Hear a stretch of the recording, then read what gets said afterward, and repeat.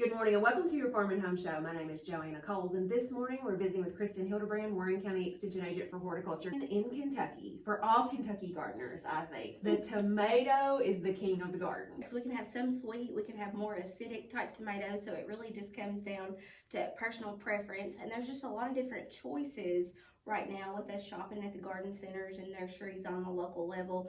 And you may be wondering, there's so many choices. How do I narrow down which one that I need to have for my own vegetable garden? So selection of tomatoes can be kind of hard, but if you can break them down into 4 basic categories, that's really going to be very helpful. So the first kind that we have is a standard type of tomato. It's commonly referred to as a slicing tomato, and it's usually the main season type tomatoes that we have here in Kentucky. So some of the ones that you may find with this are like Celebrity. We have Rutgers that are featured here.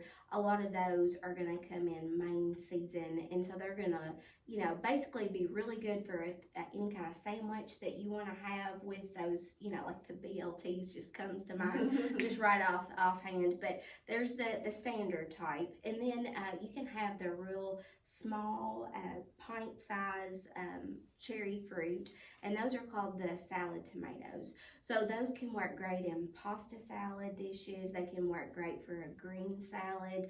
You can find, different ways of using it. I know a lot of people like the tomato basil salad with those little cherry tomatoes, and some people just like just to pop them in their mouth and eat them raw. But we have sweet 100s there. I know you and I talked about Sun Gold, Sun Sugar. That one's really, really sweet. Kind of got more of a yellow color to it. So whatever, is good for you. This one's going to do really, really good. It's going to be more of a sprawling type plant. Those cherry, most of the time they're indeterminate. So they're going to keep growing and growing until they're killed by frost. So it's really important when you know that you're going to have to pick a support that's going to be able to support, because sometimes those cherry tomatoes can get 7-8 foot in the air. They can definitely get out of control. But I think what's fun about the small tomatoes is you can get red, yellow, purple, even pear-shaped. So I think they're just kind of fun. Yeah, they're a lot of fun. And then we have the beefsteak type tomatoes. Now, if you're interested in maybe entering something into the fair, these are going to get the biggest fruits of any of them. So basically they can be a pound or more as far as weight goes. Now, sometimes these are not always the prettiest. Sometimes they can have more of a globe shape or a regular shape to them.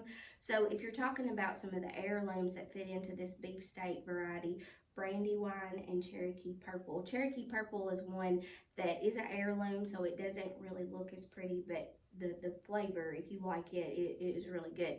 And it's more of a less acidic type of tomato. The Brandywine is more of a pink, so it's a little bit sweeter. But, you can have Big Beef, Beefmaster. All of those are probably going to need a little bit of extra nutrition throughout the growing season, so you'll have to side dress it with a little bit of extra fertilizer compared to more of the salad cherry type tomatoes, because they're going to not take as much. They're going to be very prolific, but this one's going to need a little bit more nutrition for its plant life. And then the last category that we have is the paste tomatoes.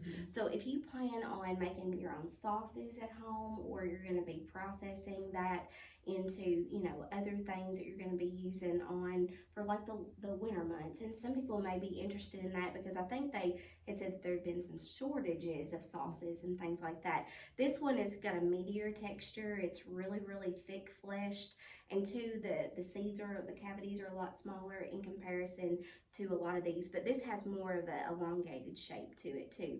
So there's just a lot of different tomato varieties that are available. There's even some that are more compact and bushy that are great for container gardens. So if you have a patio or deck area, then you're going to look towards one that's more determinate. And that one's going to be a much better choice than this one, because this one's going to kind of take over. Yes. I mean, it's going to lay over if you don't support it. So if you have any questions whatsoever about selecting those tomato varieties, if you want to even look at some of the hybrids, those are going to have disease resistance built into those cultivars, then you can always contact us here at the Extension office. All right, Kristin, well, certainly thank you for the information, and make sure to go out, buy your tomatoes and raise them. And if you have any questions, we do have a home vegetable gardening guide that can help you out. Thanks for watching and have a great day.